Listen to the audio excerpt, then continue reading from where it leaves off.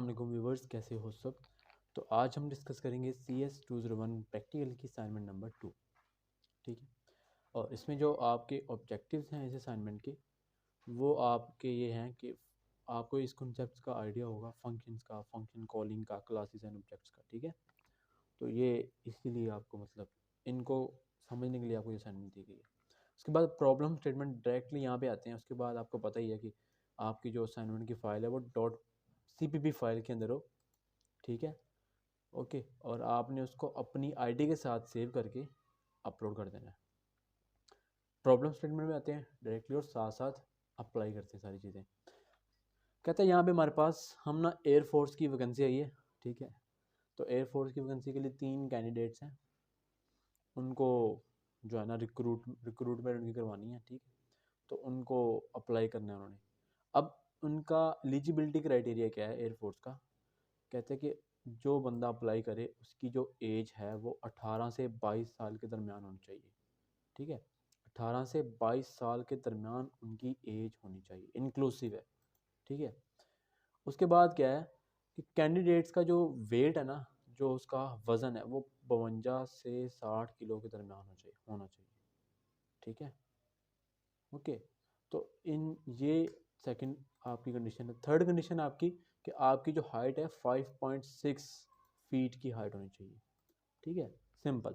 अब यहाँ पे आपको स्टेप बाय स्टेप सब कुछ सर ने बताया हुआ है। कहता है write a C plus plus that reads the write a class in C plus plus that reads the attributes for each of the candidate and check their eligibility for recruitment on the basics of above criteria. ठीक है, उसके accordingly हमने उनकी base के ऊपर अब attributes का result, उसकी एलिजिबिलिटी का स्टेटस और उसकी नॉन एलिजिबल का रीज़न वो हमने प्रिंट करना है। स्टेप बाय स्टेप प्रोसीजर है। सबसे पहले कहता है कि आपने रिक्रूटमेंट के नाम से एक क्लास क्रिएट करनी है। ठीक है, रिक्रूटमेंट के नाम से। तो अगर मैं यहाँ पर लिखूँ क्लास, ठीक है, रिक्रूटमेंट, तो अब यहाँ पे उसके बाद इसके अंदर जो एट्रीब्यूट्स होंगे वो ये होंगे, नाम होगा। ठीक है, ये देखो यहाँ से नाम आपको पता लग रहा है। उसकी हाइट होगी, उसका वेट होगा और उसकी एज होगी। ये 4 एट्रीब्यूट्स हैं। सबसे पहले हमारे पास नाम है, उसकी एज है, ठीक है, उसकी हाइट है और उसका वेट है। ठीक है, ये चीज़ें हमने लेनी है। अब ये चीज़ें हमने ले ली। अब देखो सेकंड नंबर पे स्टेप क्या है, आपने एक डिफ़ॉल्ट कंस्ट्रक्टर बनाना है। उसके अंदर आपने अपना नाम और अपनी वीयू आईडी लिखनी है। अगर किसी और स्टूडेंट की आपको वीयू आईडी आपकी असाइनमेंट में लिखी हुई तो आपके नंबर काट लिए जाएंगे। सिंपल। देखो यहाँ पे आप लोगों ने क्या करना है, एक पब्लिकली कंस्ट्रक्टर बना देना है। ठीक है, कंस्ट्रक्टर कैसे बनाना है, आपकी क्लास का जो नेम है उसी नाम से आपने कंस्ट्रक्टर बनाना है। कॉपी करो, पेस्ट मारो। ठीक है, यहाँ पे अब इस कंस्ट्रक्टर के अंदर ही आप लोगों ने सारा काम करना है। क्या काम, देखो कहता है जी यहाँ पे आपका नाम होगा और वीजू की आईडी होगा और ये कुछ स्टार्ट से होंगे। ठीक है, पहले आप लोगों ने क्या करना है, अपना नाम लिखना है, सी आउट, और ये हार्ड कोडेड वैल्यूज होंगी, ये कोई हम वेरिएबल से नहीं ले रहे होंगे। ठीक है, आप लोगों ने अपना नाम लिखना है, नेम इज इक्वल टू, मेरा नेम तैमूर है तो मैं तैमूर लिख रहा हूँ, आप लोगों ने अपना नेम लिख लेना है। ओके, उसके बाद यहाँ पे आप लोगों ने नाम लिखना है अपनी वीजू आईडी। ठीक है, BC210000 जितनी भी आपको पता होती है। ठीक है, ये आप लोगों ने मस्ट है, ये आप लोगों ने लिखनी है। ठीक है, उसके बाद ये स्टार से डाल देना ऐसे।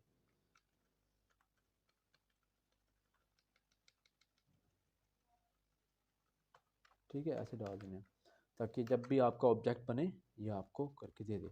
अब दूसरे नंबर पे क्या कहता है, तीसरे नंबर पे सॉरी, थर्ड नंबर पे, attributes of the candidate must be declared inside the class as instance variables. तो कैंडिडेट के जो एट्रीब्यूट्स हैं जो मैंने यहाँ पे डिक्लेयर कर दिए हैं, ठीक है, वो कहता है यहाँ पे क्लास के अंदर ही डिक्लेयर होने चाहिए। ठीक है, चलो वो तो हो गया। अब कहता है include a parameterized constructor inside the class to assign the value to the attributes instance variables of class candidates। ठीक है, कहता है एक पैरामीटराइज कंस्ट्रक्टर बनाओ, वहां पे क्या करो,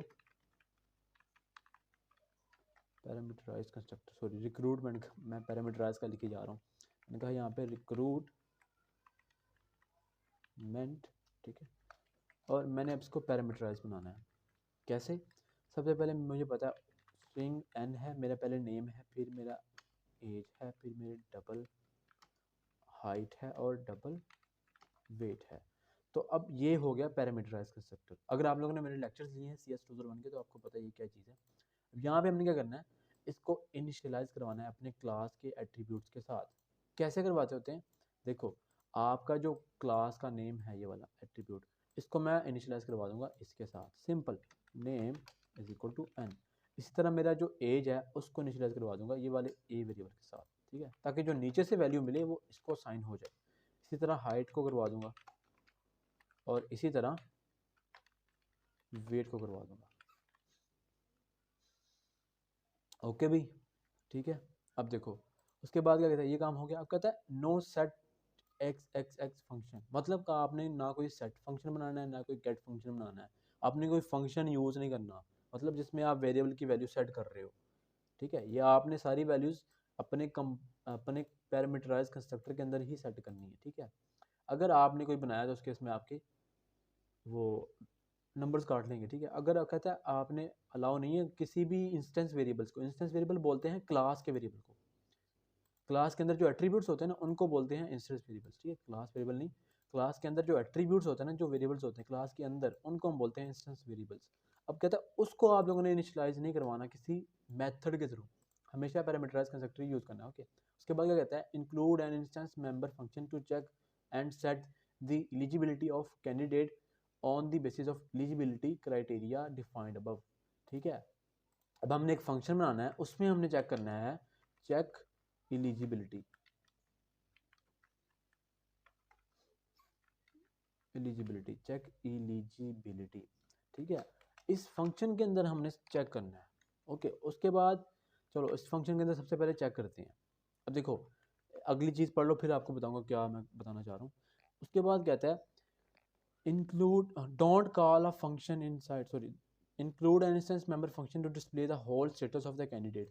अब कैंडिडेट का एक फंक्शन बनाओ, एक और फंक्शन बनाओ जहाँ पे आप लोगों ने, इसके बाद एक और फंक्शन बनाओ जहाँ पे आपने कैंडिडेट का स्टेटस वो जो है डिस्प्ले करना है। उसके बाद कहता है with eligibility status and reason if non eligible, अगर एलिजिबल है तो उसका स्टेटस तब भी दिखाओ, अगर नहीं है तो बताओ उसकी रीज़न क्या है, ठीक है, ओके। उसके बाद क्या कहता है, don't call a function inside the body of another function inside a class. कहता है आपने ये काम नहीं करना कि आपने एक फंक्शन बनाया उसके अंदर एक और फंक्शन कॉल करो, ठीक है। बहुत थोड़ी सी ना डिफिकल्ट सी यहाँ पे चीज़ आ जाती है, without calling a function inside another function. तो आपने ये काम नहीं करना, एक फंक्शन के अंदर कोई दूसरा फंक्शन कॉल नहीं करना, उसके बगैर आप लोगों ने ये काम करना है, ओके। अगर ऐसा करोगे आपके मार्क्स जो हैं वो डिटेक्टेड होंगे, काट लिए जाएंगे अगर आपने गाइडलाइंस को वायोलेट किया, ओके, ठीक है। अब देखो कहते हैं चेक एलिजिबिलिटी, एलिजिबिलिटी चेक करनी है हमने, कैसे चेक करनी है आपके सामने सिंपल लिखा हुआ है, ये देखो ऊपर आ जाओ।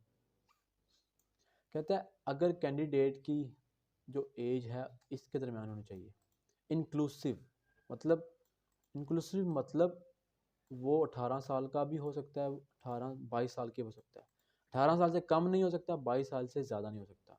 If candidate is younger than 18, अगर वो 18 साल से कम है, और older देन 22, और या फिर 22 से बड़ा है, then they are not eligible for the requirement. Simple यहाँ पे लिखा हुआ देखो, if candidate at younger than मतलब छोटा है 18 से, तो मैं यहाँ पे क्या लिखूँगा, इफ़ उसकी जो एज है हमने जो यहाँ पे ली हुई है, अगर उसकी जो एज है वो अगर छोटी है किससे, 18 साल से, और बीच में क्या लिखा हुआ है ये देखो, और, ठीक है, और मतलब और ऑपरेटर यूज़ करो, और उसकी जो एज है ग्रेटर देन है 22 से, तो क्या करो यहाँ पे क्या करो। अब हमने तो कोई फंक्शन तो कॉल नहीं करना यहाँ पे, सर ने मना किया हुआ है, तो यहाँ पे एक मैं वेरिएबल लूँगा बूलियन का, मैंने कहा बूल इज़ एलिजिबल, ठीक है, इज़ एलिजिबल, ओके। तो उसको मैं यहाँ पे ना स्टार्टिंग में एक फंक्शन के अंदर मैं लिखूँगा उसको इज़ एलिजिबल, मैं इनिशियल स्टेज पे समझ रहा हूँ कि वो एलिजिबल है, ट्रू कर दूंगा उसको, ठीक है। लेकिन अगर वो ये काम करता है कि अगर वो उसकी उम्र जो है, उसकी जो एज है लेस देन 18 है और ग्रेटर देन 22 है, तो मैं उस केस में इसको कहूँगा is eligible is equal to false. ठीक है, अब देखो एक और चीज़, यहाँ पे देखो सर ने साथ में एक ना रीज़न भी प्रिंट की हुई है। रीज़न ये देखो, हाइट इज़ लेस देन 5.6, किस वजह से वो एलिजिबल नहीं हुआ। तो हमने साथ साथ रीज़न भी प्रिंट करनी है। तो मैं एक और वेरिएबल लूँगा ऊपर यहाँ पे, इंस्टेंस वेरिएबल, जिसको मैं कहूँगा रीज़न। ठीक है, और यहाँ पे क्या करूँगा, उसको मैं यहाँ पे दे दूँगा एक एम्प्टी स्ट्रिंग, मतलब अभी के लिए कोई रीज़न नहीं है मेरे पास। अब देखो, अब जो उसकी एज है फॉल्स है, अगर वो एज लेस देन 18 है, एज ग्रेटर देन 22 है, तो मैं उसको रीज़न के अंदर क्या लिखूंगा, मैंने कहा रीज़न कॉन्कैटिनेट कर दूंगा, is plus is equal to, उसकी जो रीज़न है वो ये है। क्या रीज़न है, मैं उससे कहूँगा कि age is out of range. ठीक है, या इस तरह कह लो, age is out of range, age is out of range. ठीक है भाई, यहाँ पे ऐसे कॉलन लगा दो जैसे असाइनमेंट में है। उसके बाद मैं चेक करूँगा इफ़, अब एज चेक होगी। अब मैं चेक करूँगा एज के बाद वेट। वेट क्या कहता है, उसका जो वेट है इस रेंज के दरमियान हो। Any candidate who weighs less than 52 kg और more than 60 kg is deemed ineligible, उसको भी इनएलिजिबल होगा। लेस देन 50 kg, मैं यहाँ पे कहूँगा अगर उसका जो वेट है लेस देन क्या 52 और वेट उसका ग्रेटर देन 60 है, ठीक है, तो वो क्या है, इन एलिजिबल है। तो इसको भी मैं कहूँगा इज एलिजिबल, जो है एलिजिबल वो है फॉल्स। ठीक है, तो वो एलिजिबल नहीं है। और मैं इसको रीज़न दूंगा, क्या रीज़न दूंगा, weight is out of range. ठीक है जी। इसी तरह हाइट की बात की जाए, तो अब अगर हाइट जो है उसकी 5.6 रिक्वायरमेंट है, अगर उसकी जो हाइट है 5.6 से छोटी है, तो उस केस में भी वो एलिजिबल की क्राइटेरिया को मीट नहीं कर रहा। ठीक है, ओके, तो मैं यहाँ पे कहूँगा इफ़ उसकी जो हाइट है लेस देन 5.6, तो उस केस में मैं उसको कह दूँगा उसका जो इज़ एलिजिबल है वो क्या है, फॉल्स, और उसकी जो रीज़न है वो क्या है, हाइट, ठीक है, इज लेस देन 5.6 फीट। ठीक है, सिंपल एक्सलेशन। ओके, ये काम हो गया। अब हमें कहता है कि आपने एक और फंक्शन बनाना है, आपने एक और फंक्शन यूटिलिटी फंक्शन बनाना है। यूटिलिटी फंक्शन होता है क्लास का फंक्शन। वो क्या करेगा, वो आपके स्टेटस के अकॉर्डिंगली आपकी जो है ना चीज़ें डिस्प्ले करेगा। ठीक है, वो जो मतलब आपके स्टेटस के अकॉर्डिंगली आपकी चीज़ें डिस्प्ले करेगा। तो सबसे पहले हम क्या करेंगे, यहाँ पे वॉइड डिस्प्ले स्टेटस के नाम से, ठीक है, डिस्प्ले स्टेटस मतलब चीज़ें प्रिंट कर दो। अब प्रिंट क्या क्या करना है इसमें, यहाँ पे सबसे पहले गौर से देखो, आपका नाम होगा, नेम ऑफ द कैंडिडेट। ठीक है, मैं यहाँ पे लिखता हूँ see out name of the candidate. तो कैंडिडेट का नेम क्या है, यहाँ पे मैं नेम प्रिंट कर दूंगा, एंटर प्रेस करूँगा, यहाँ पे आ जाऊँगा। ठीक है, कुछ भी नहीं लगाना वहाँ पे, यहाँ पे सीधा लेस देन लगाओ। मैं बजाय ऐसे लिखूँ वो लंबा होगा, मैं इसलिए यहाँ पे आता हूँ। ठीक है, ऐसे भी लिख सकते हो आप लोग। नेम ऑफ द कैंडिडेट आ गया, उसके बाद क्या है, वहाँ पे क्या है, एंडल है, तो एंडल लगा सकते हो आप दरमियान में without including any semi colon. उसके बाद एज है, एज कॉलन, उसकी जो एज है वो प्रिंट कर दूंगा। ठीक है, उसके बाद एज के बाद यहाँ पे ये देखो ऐसे लग के कोमा लगा, फिर लिखा है वेट, वेट कॉलन, यहाँ पे उसका वेट प्रिंट कर दो, WEIGHT वेट। अब वेट के बाद क्या लिखा हुआ है, केजी लिखा हुआ है, राइट, तो डबल कोट्स में केजी लिख दो। ठीक है, और साथ ही कोमा लगा दो, एंटर प्रेस करो, नीचे आओ, यहाँ पे आने के बाद फिर थोड़ी सी यहाँ पे लिखो ऐसे डबल कोट्स के अंदर स्पेस डालो, हाइट लिखो HEIGHT हाइट, फिर लिखो यहाँ पे कॉलन, और यहाँ पे जो उसकी हाइट है वो प्रिंट कर दो, और साथ में लिख दो स्पेस देके फीट। ठीक है, उसके बाद क्या करो, यहाँ पे लिख दो हैंडल और यहाँ पे वो सी आउट और वो लगा दो।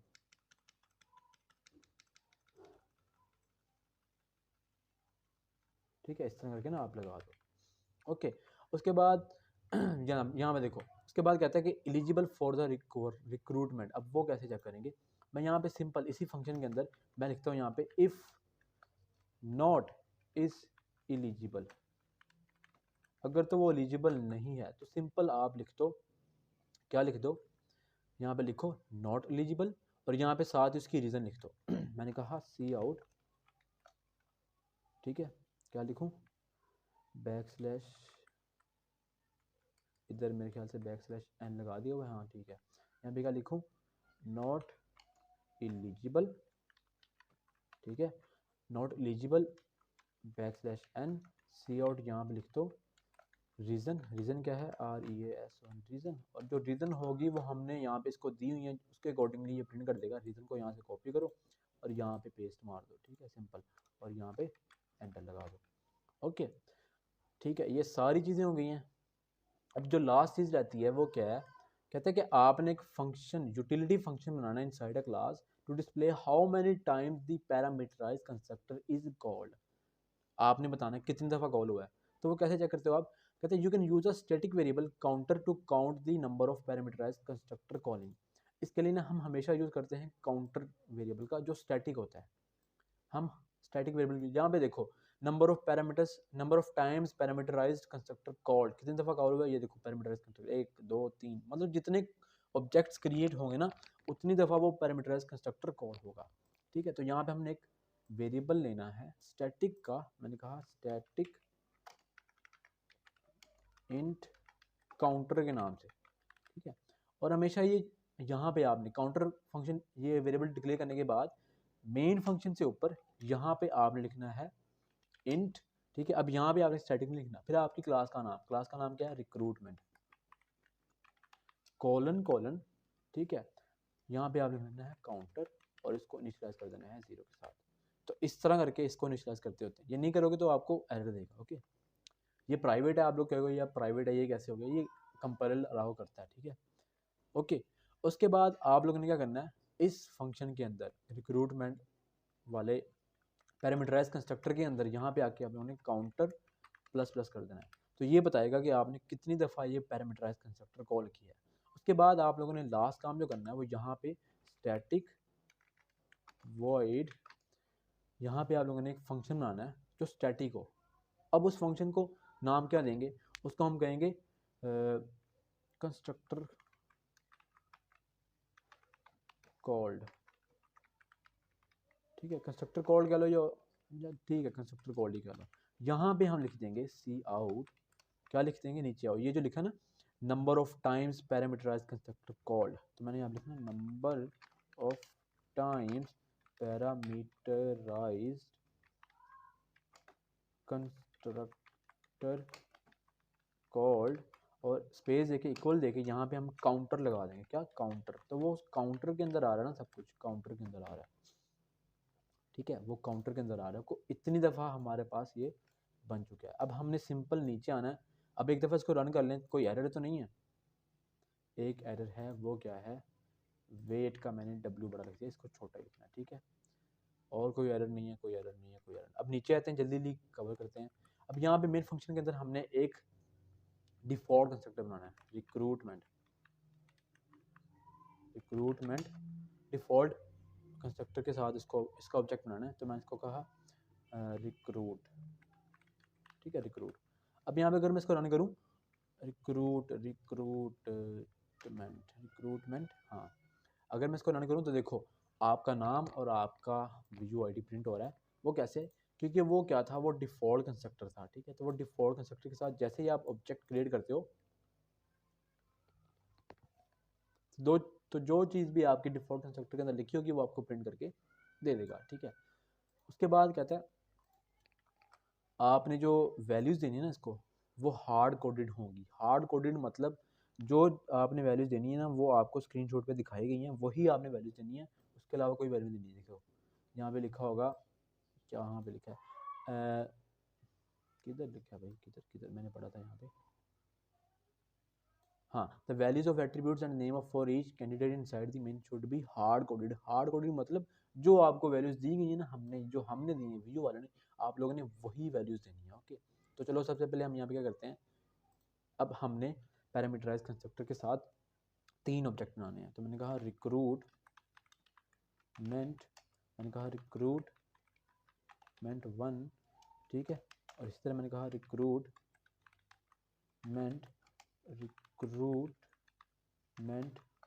2, ठीक है, और मैंने कह दिया रिक्रूटमेंट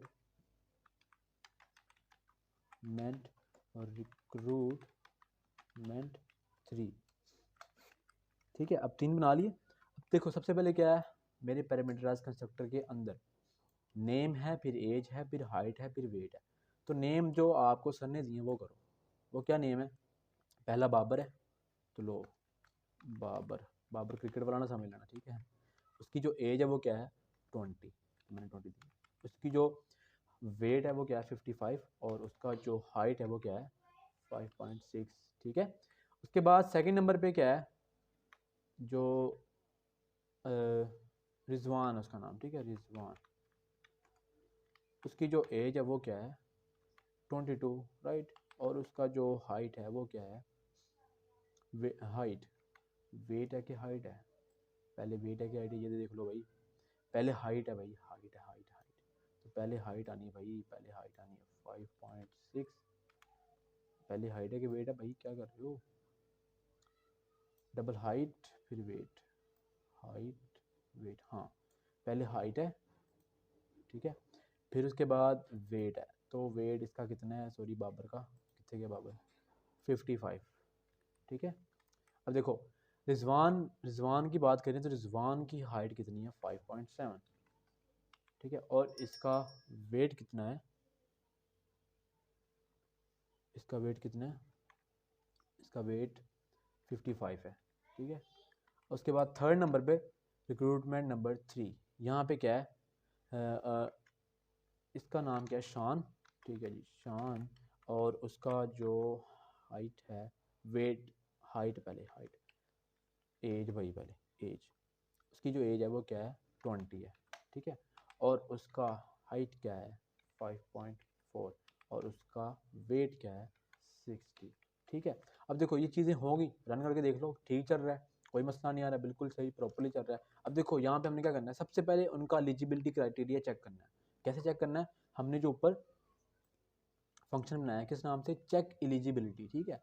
तो यहाँ पे मैं पहले क्या करूँगा, रिक्रूटमेंट 1 को कॉपी करूँगा, यहाँ पे पेस्ट करके यहाँ पे इसको कहूँगा डॉट चेक एलिजिबिलिटी, कि चेक करो ये एलिजिबल है कि नहीं। इसी तरह मैं करूँगा रिक्रूटमेंट 2 डॉट चेक एलिजिबिलिटी, इसी तरह मैं कहूँगा रिक्रूटमेंट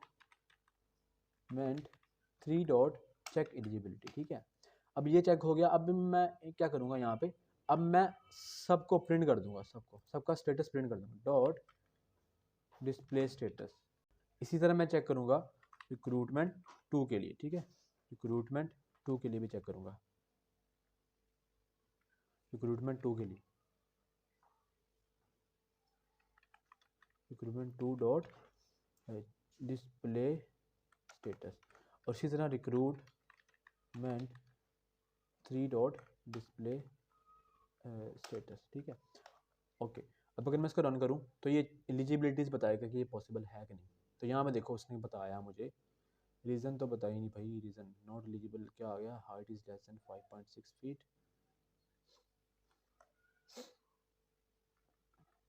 एल्स केस तो मैंने दिया ही नहीं। एल्स के केस में मैं कहूँगा सी आउट, यहाँ पे मैं कहूँगा एल्स के केस में कि वो एलिजिबल है, ठीक है, वो क्या है एलिजिबल फॉर रिक्रूटमेंट, मैं कहूँगा एलिजिबल फॉर, ठीक है, क्योंकि मैं चेक कर रहा था कि वो एलिजिबल नहीं है, तो ये प्रिंट कर दो, रीज़न दे दो साथ, और अगर वो एलिजिबल है तो ये प्रिंट कर दो। तो सिंपल इसको दोबारा करते हैं रन, कंपाइल एंड रन। तो अगर मैं इसको देखूँ यहाँ पे, अब ये कह रहा है क्या भाई क्या मसला है, name of the candidate not eligible, wait,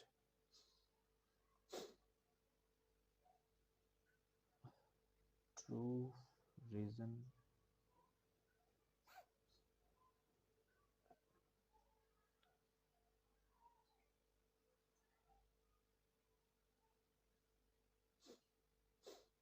दोबारा रन करते हैं, कहीं पे इशू होगा कोई।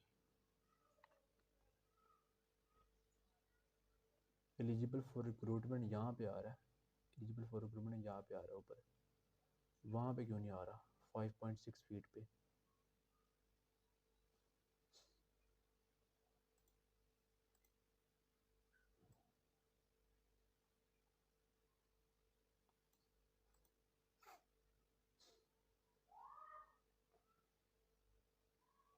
और 1 मिनट, यहाँ पे नहीं रखना था भाई इसको,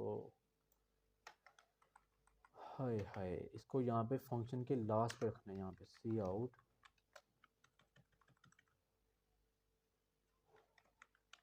अब रन करते हैं, ठीक है। अब इस तरह आएगा एलिजिबल फॉर रिक्रूटमेंट, हाँ बिल्कुल अब ठीक आ रहा है एलिजिबल। देखो आपका आउटपुट बिल्कुल मैच हो गया, 5.6 feet eligible for recruitment, 5.7 feet eligible for. अब यहाँ पे जो मैच नहीं हुआ, नॉट एलिजिबल, उसकी रीज़न क्या है कि आपकी जो हाइट है वो लेस देन 5.6 फीट है, ठीक है। अब चलो थोड़े से ना इनको चेंज करके देख लेते हैं, जो आपके असाइनमेंट में दिए हुए हैं। दूसरे स्क्रीनशॉट जो है वो क्या है, वो क्या कहता है दूसरा स्क्रीनशॉट, यहाँ पे एलिजिबल है, ये एलिजिबल नहीं है। यहाँ पे सर ने क्या चेंज किया है, weight is out of range, तो मैंने यहाँ पे 62 करता हूँ वेट को। वेट कौन सा है, ये वाला, ठीक है। तो बस सिंपल आप सर ने ये चेंज किया बस, और कुछ चेंज नहीं किया। तो अगर मैं इसके इसमें इसको रन करूँ तो ये मुझे करके दे रहा है weight is out of range, ठीक है, height is less than 5.6 feet, ठीक है। और अगर नीचे देखूँ तो अगर मैं वेट यहाँ पे 65 लिखूँ, अगर यहाँ पे वेट इधर अगर मैं 65 लिखूँ तो मुझे वेट का भी कहेगा और हाइट का भी कहेगा, ठीक है, दोनों कहेगा। तो ये देखो weight is out of range, height is less than 5.6 feet, ठीक है। अब देखो एक और चीज़ लास्ट पे जो सर ने किया हुआ है वो क्या है, number of times parameterize constructor called. अब ये हमने फंक्शन लिया था ऊपर, राइट, ये वाला फंक्शन लिया था ना ऊपर, किधर गया भाई, number of times parameterize constructor call. अब इसको कॉल कैसे करना है, ये स्टैटिक फंक्शन है, तो स्टैटिक फंक्शन हमेशा आपकी क्लास के नेम के साथ कॉल होते हैं, कभी भी ऑब्जेक्ट के साथ कॉल नहीं होते। तो हम कैसे करेंगे, रिक्रूटमेंट कॉलन कॉलन, ठीक है, हमने क्या प्रिंट करना है यहाँ पे, कंस्ट्रक्टर कॉल को प्रिंट कर देना, ठीक है। अब अगर मैं इसको रन करूँ तो ये मुझे बताएगा कि कितनी दफ़ा मेरा कंस्ट्रक्टर चला। तो ये देखो यहाँ पे ये आ गया, number of times parameterize constructor called, ठीक है। तो ये सारी चीज़ें आपकी बिल्कुल एग्जैक्टली मैच हो रही हैं। आप वैल्यूज चेंज कर लो या रख लो, कोई भी वैल्यू रख लो, इस दो सैम्पल आउटपुट में ना, दो सैम्पल स्क्रीनशॉट से आप कोई भी वैल्यूज ले लो, चल जाएंगी, ठीक है। यहाँ पे देखो मैंने सेकंड नंबर पे वैल्यूज ली, तो आपका एग्जैक्टली सेम आउटपुट आ रहा है। क्या आ रहा है, सबसे पहले मेरा नाम, फिर व्यू आईडी, फिर नेम ऑफ द कैंडिडेट, फिर एज, फिर वेट, फिर हाइट, फिर एलिजिबल, फिर आपका नाम, फिर आपकी हाइट वेट सब कुछ, नॉट एलिजिबल, रीज़न बताइए, ठीक है। उसके बाद name of the candidate Chan, age 65, not eligible, फिर उसकी रीज़न बताइए, ठीक है। और लास्ट पे हमने कहा कि इतनी दफ़ा आपका कंस्ट्रक्टर चला था, क्योंकि उसमें 3 ही ऑब्जेक्ट थे तो 3 ही दफ़ा कंस्ट्रक्टर चलना था, ठीक है। उसके बाद आप लोगों ने हमेशा यहाँ पे, हमेशा कह रहा हूँ, आप लोगों ने यहाँ पे अपनी आईडी, यहाँ पे अपना नाम लिख के फिर सबमिट करवानी, फिर इस फाइल को आपने अपनी वीडियो आईडी के साथ सेव करना है, फिर आपने सबमिट करवाना है, ठीक है। तो बच्चों वाले काम नहीं करने, आपको मिड टर्म्स तो आपको गुजर चुके हैं, आपको पता ही होगा सारी चीज़ें कैसे होती हैं, ठीक है। तो आई होप गाइस आपको ये वीडियो अच्छी लगेगी। वीडियो अगर अच्छी लगे तो लाइक करना, चैनल को सब्सक्राइब करना।